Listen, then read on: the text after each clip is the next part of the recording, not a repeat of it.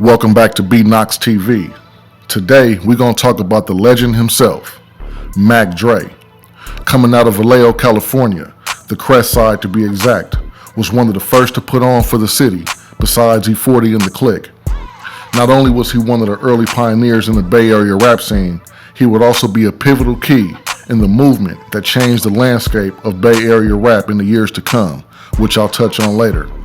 I'm ready to get to it. No need to keep you waiting. Let's get it. I'ma kick it off in '89. Mac Dre dropped his first EP titled Young Black Brother. Production was done by Kyrie.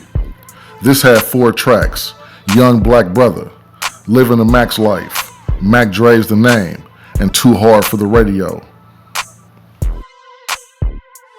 2 years later, in 1991, he dropped his second EP, California Living.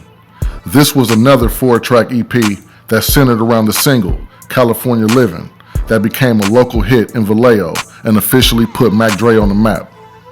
Production again was done by Kyrie. Now besides the single, this had cuts like Times Are Getting Crazy and The Gift to Gab. Fast forward to '92, he dropped his third EP titled What's Really Going On. Now here's the turning point. At this time, not only was his buzz in the streets getting bigger for his music, he was also getting attention of local law enforcement due to his ties with the Romp Room and their alleged allegations of bank robberies.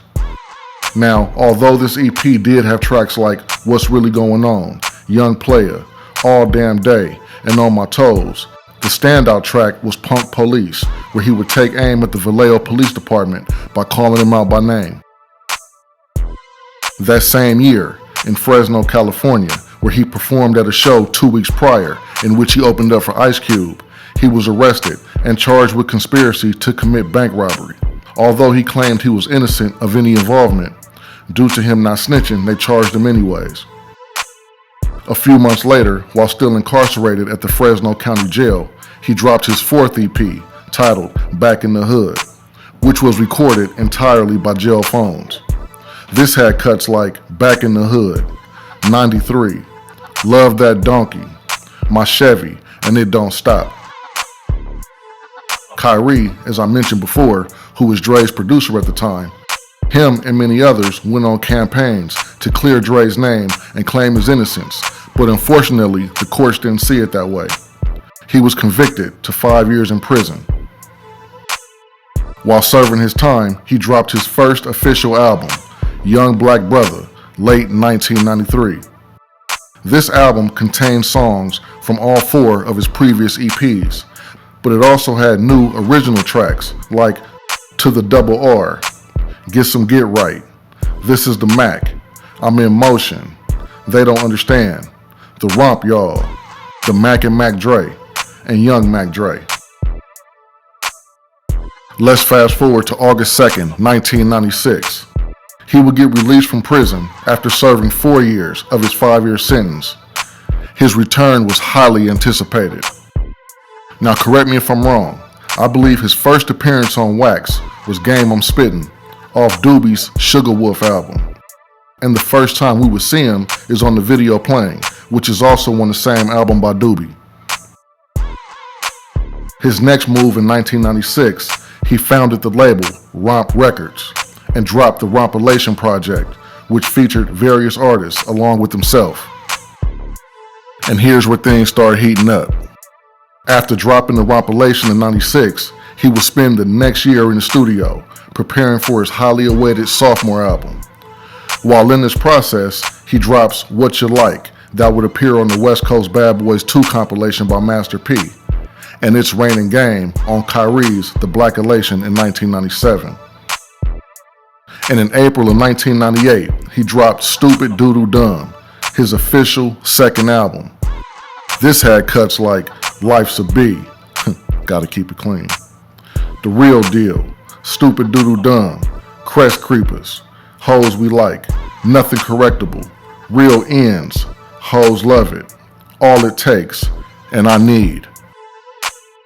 A year later, in 1999, he dropped his third album, Rapper Gone Bad, which is a very slept-on album if you ask me. This had cuts like I've Been Down, Rapper Gone Bad, Fast Money, Fish Head Stew, How Your Hood, a very underrated track in my opinion, Fire, Global, Valley Joe, Max Stabber, and I'm a Thug. In 2000, he dropped his fourth album, Heart of a Gangster, Mind of a Hustler, Tongue of a Pimp. Now I'm gonna keep it clean. I never really felt this album, although it did have a few songs I liked. This is where I feel like he started to experiment with other sounds, trying to find his sound. It just wasn't for me, respectfully. The songs I did like was Hyphy, Punk Bees, Al Boo Boo, and Stupid. The last two songs I named were on the reissue in 2003. A year later, in 2001, he dropped Turf Buccaneers with the Cutthroat Committee. His fifth album, Mac Dre's The Name. Now here's where I think he started to find his sound. This had cuts like Mac Dre's The Name, Northside, Throw, Never Gon' Fade Us, Doing What I Do, and About Your Dough. Also that same year, he dropped his sixth album, It's Not What You Say, It's How You Say It. I forgot how solid this one was. This had cuts like Sex, Drugs, and Rap, So Hard, Is Real, Mac Dammit and Friends, Always Into Something, Shelves and Fords, Hold Off, and the bonus track. Remember that pivotal moment I mentioned in the beginning of this video? Well, here we go.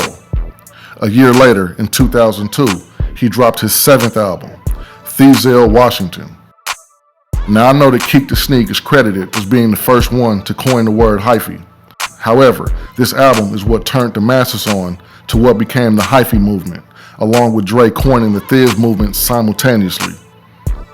This had cuts like Stuart Littles, The Mac Named Dre, Boss Tycoon, For Myself, Han Solo, Thizzle Dance, Soon Llama, and Miss You, my favorite track off the album.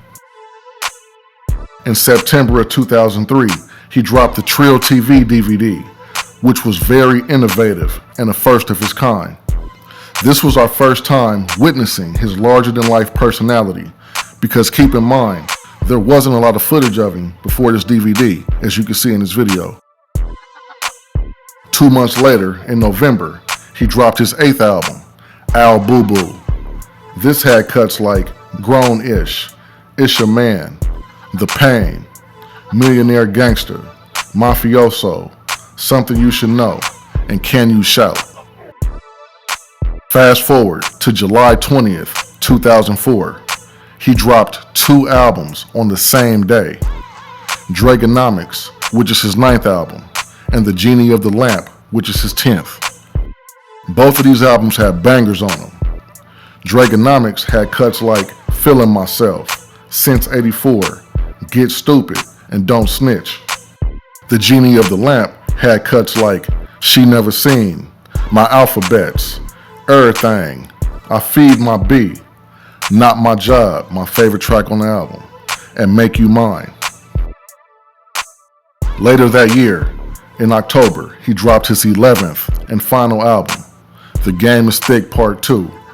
This had cuts like Get Loud, Retro Dance Record, Don't Hate the Player Part 2, Fetty's Theme, and Stool Pigeon. Unfortunately, just 13 days after this release, he was murdered after a performance in Kansas City. At this time, I would like to say, rest in peace to Mac Dre, a real legend, gone but never forgotten. After his death, there was a gang of projects that came out. I mean, to the point that I don't think anybody can keep up with him.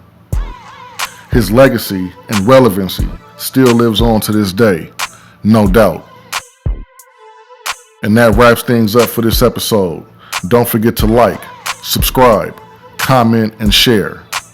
I got more coming soon, so stay tuned. Till next time. B-Knockz.